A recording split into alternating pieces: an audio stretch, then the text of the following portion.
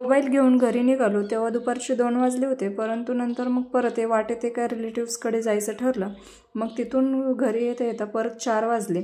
मग आल्यानंतर म्हणजे काय सकाळी तर आम्ही नाश्ता करून गेलो होतो, त्यानंतर दुपारी भूक लागली तेव्हा दुपारी बाहेरच खाऊन घेतलं होतं. नंतर रिलेटिव्सकडे थोडाफार नाश्ता झाला होता. मग घरी येऊन म्हटलं की आता जास्त काही म्हणजे लगेच स्वयंपाक बनवायची गरज नाही. मग अशा झाडाला पपया वगैरे पिकलेल्या होत्या. मग म्हटलं की चला आता त्या पपयाच काढून घ्याव्यात, कारण खूप जास्त पिकलेल्या होत्या. मग परत खराब होण्यापेक्षा आताच काढून आपणही खाव्यात आणि आजूबाजूला शेजारी वगैरे द्याव्यात. मग अशा पपया काढत होतो. तर हे बघा किती छान पपया पिकलेले पण आहेत आणि खूप मोठे आहेत. आणि हे एकदमच खूप जास्त क्वांटिटीमध्ये पिकतात. आम्ही तिघंच असल्यामुळे एवढं काही खाणंही होत नाही, त्यामुळे मग आम्ही शेजारी वगैरे देत असतो. ते काही विकत बसत नाही. कधी वर्षातून कधी एकदा दोनदा पीक लागतं आणि त्यात कुठे मग ते विकत बसायचं. त्यापेक्षा मग आम्ही खातो आणि आजूबाजूलाही देतो. तसेच रिलेटिव्स जे जवळपास असतील त्यांनाही मग असे नेऊन देत असतो. आता ह्या बापलेकांचं असं पपया तोडायचं काम चाललेलं होतं आणि या मिस्टरांचं आमचं की असं चाललेलं होतं की पपई खाली नाही पडली पाहिजे म्हणून कॅच करायचं चालू होतं, पण काही ठिकाणी पडतच होत्या त्या खाली. मग ते उचलून ठेवण्याचं काम आमचे छोटे साहेब करत होते. परंतु या छोट्याशा हातात किती पपया मावणार ना, पण तरी पण देखील जेवढे बसतील त्याच्यापेक्षा पण जास्त अजून घ्यायचं चाललेलं होतं. मग पप्पाच्या मदतीने दोघांनी मिळून ह्या पपया अशा एका जागेवर रचून ठेवल्या. हे बघा केवढे सारे पपया एकाच दिवशी निघतात आणि एवढे मग 3 माणसं कसे खाणार ना. मग आम्हाला काही म्हणजे रोज रोज खाऊन कंटाळा आलेला असतो. मग आम्ही एखादी खातो, नाहीतर बाकीचे मग आजूबाजूला देतो, कारण परत त्या दुसऱ्या तिसऱ्या दिवशी आणखीन जास्त डोळे आलेले असतात किंवा पिकलेले असतात. मग एवढे घरात ठेवून तरी काय करणार. आणि इथे असं गुरुचं मग ते पपया मोजायचं काम चालू होतं.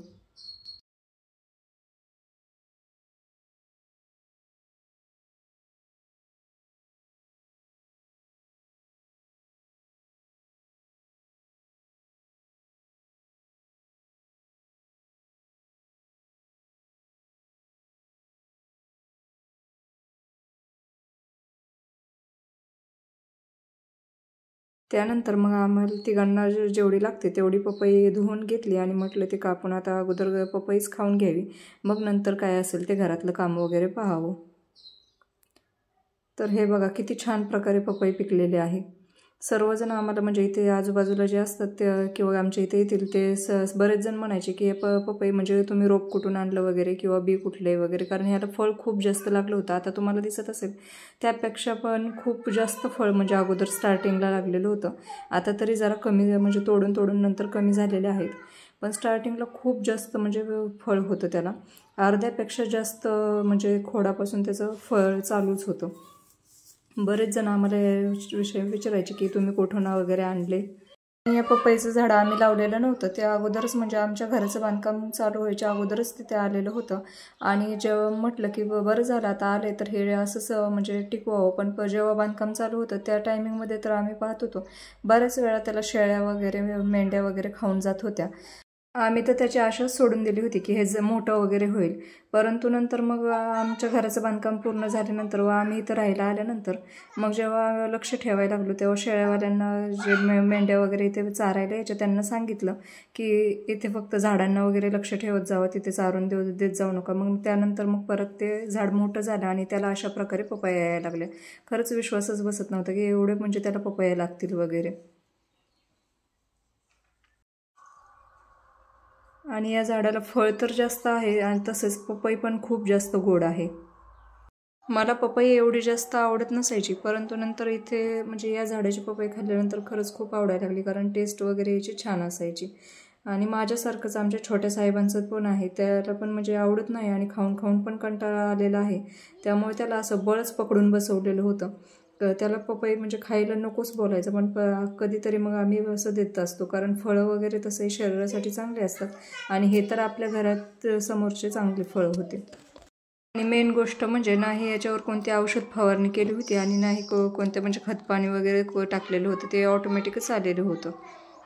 त्यानंतर पपई खाऊन झाल्यानंतर मग म्हटलं की चला आता आपल्या घरातलं तरी काम करायला घ्यावं. आता 4 वाजले होत्या आणि तुम्हाला तर माहिती असेल आम्ही मोबाईल घ्यायला सकाळीच घरातून बाहेर पडलो होतो, त्यामुळे कपडे वगैरे असं काहीच धुतलेलं नव्हतं आणि स्वयंपाक तर केलेलंच नव्हतं, त्यामुळे भांड्यांचा प्रश्न नव्हता. मग म्हटलं कपडे आहेत तर तेवढे कपडे तरी धुवून घ्यावी, म्हणजे उद्याचं ताण कमी होईल. बायकांचं कसं आहे की एक दिवसाचं जरी काम राहिलं तरी मग दुसऱ्या दिवशी खूप लोड येतो आणि बायकांना कसं काम हे घरातलं काम हे सुटतच नाही.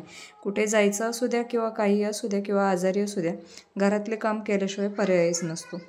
मग कपडे धुवून घेतल्यानंतर मग म्हटलं आता चला संध्याकाळच्या भाजीची पण तयारी करावी. आम्ही ज्या रिलेटिव्सकडे गेलो होतो मग त्यांच्याकडून काही माळवं वगैरे म्हणजे त्यांनी दिलं होतं, त्यांनी जे घरासमोर लावलं होतं त्यांच्या पण घरासमोर आमच्यासारखंच पटांगण होतं, मग त्यांनी पण तिथे मोकळ्या जागेमध्ये माळवं लावलेलं होतं, मग तेच दिलं होतं. त्यावेळेस त्यांच्याकडे शेपू चुक्याची भाजी होती, शेपू नव्हता पण पालक होते, मग तेच दिलं होतं त्यांनी. मग म्हटलं चला करावी म्हणून. तसे तर मला शेपू चुक्याची भाजी खूप जास्त आवडते, पण त्या शेपू नव्हता पालक होता. मग म्हटलं चला ते तर म्हणत होते पालक शेपू आणि पालकाची भाजी छान लागते, मग म्हटलं चला तेच करून बघावी ह्यावेळेस. मग ते भाजी नीट करत बसले होते आणि त्यात कसं आपल्या घरासमोरच्या ज्या भाज्या वगैरे लावलेल्या असतात ह्या कशा याच्यावर कोणतीही फवारणी वगैरे केलेली नसते, त्यामुळे अशा नैसर्गिक भाज्या खायला देखील छान लागतात आणि तसेच आपल्या शरीरासाठी देखील चांगल्या असतात. मग भाजी वगैरे नीट करून झाल्यानंतर मग म्हटलं चला आता स्वयंपाकाची तयारी करायला घ्यावी, कारण कसं असतं की दिवसभर काम केलं तरी जेवढा कंटाळा येत नाही ना तेवढा कंटाळा फक्त फिरूनच येत असतो, म्हणून मग लवकर स्वयंपाकाला लागले होते. मग सर्वात अगोदर म्हटलं भाजी शिजवून घ्यावी. माझी आई नेहमी म्हणते, म्हणजे आपण काय म्हणतो की पालेभाज्या ह्या चिरल्यानंतर धुवू नयेत, परंतु माझी आई म्हणते की शेपू चुक्याची जर कोणती भाजी असेल किंवा चुक्याची भाजी करायची म्हटलं तर तिला खूप जास्त असं चुरूनच घ्यायचं, म्हणजे तेव्हाच ती टेस्ट त्याची छान लागते आणि खरंच अशी भाजी छान होती. आपण दरवेळेस म्हणतो की पालेभाज्या ह्या धुवू नयेत, तसे मी इतर पालेभाज्या धुत नाही, परंतु म्हणजे चिरल्यानंतर धुत नाही, पण चुक्याची भाजी ही अशी चुरूनच घेते आणि खरंच खूप छान होते. तुम्ही चुक्याची भाजी कशी बनवता हे कमेंट करून नक्की सांगा. त्यानंतर मग भाजी अशी शिजायला ठेवली आणि भाकरी करायला घेतल्या, म्हणजे जेणेकरून भाजी शिजेपर्यंत भाकरी छान लागतील. चुक्याच्या भाजीसोबत ज्वारीची भाकरी खरंच खूप छान लागते.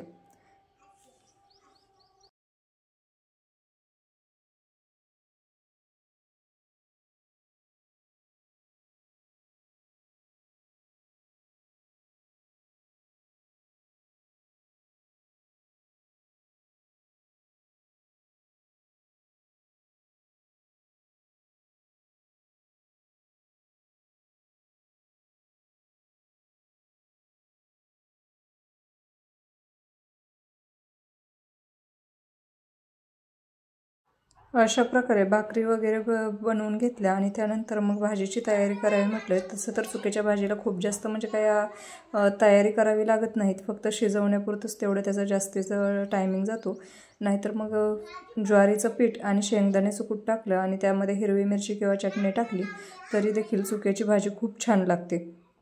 त्यामुळे मग सर्वात अगोदर ज्या ताटामध्ये भाकरी केल्या होत्या त्यातच मग भाजी ओतून घेतली, जेणेकरून आता ती गरम होती ना, मग थोडी तरी जरा त्याचं चुरण्यास योग्य होईल. त्यामुळे मग त्याच ह्याच्यात भाकरीच्याच ताटामध्ये टाकली, कारण त्यामध्ये असंही मला ज्वारीचंच पीठ टाकायचं होतं. मग म्हटलं चला त्याच ताटामध्ये टाकून घ्यावी, म्हणजे जास्त भांडी पण खरकटी पडणार नाहीत आणि त्याच ह्याच्यात भाजी पण होऊन जाईल. मग अशा प्रकारे लसणाची फोडणी देऊन मग मस्त अशी गरम शेपू आणि पालकाची भाजी बनवून घेतली आणि त्यासोबत ज्वारीच्या भाकरी गरम लगेच जेवायला घेतलं.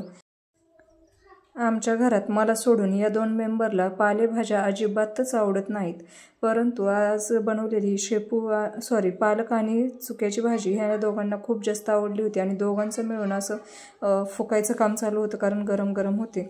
त्यानंतर मग जेवण झाल्यानंतर मग शेवटी मग आता मोबाईल हातात घेतला, कारण आणल्या खूप जास्त उत्सुकता होती बघायची, पण काम पण पडलेलं होतं. मग म्हटलं एकदा बसलं की परत उठू वाटत नाही, कंटाळा येतो, त्यामुळे अगोदर सर्व काम उरकून घ्यावं आणि मग नंतरच संध्याकाळी मोबाईल वगैरे बघावं की कसं आहे काय वगैरे. मग आजचा व्हिडिओ कसा वाटला हे कमेंटमध्ये नक्की कळवा. तसेच व्हिडिओ आवडल्यास आपल्या चॅनलला सबस्क्राईब करायला विसरू नका. धन्यवाद.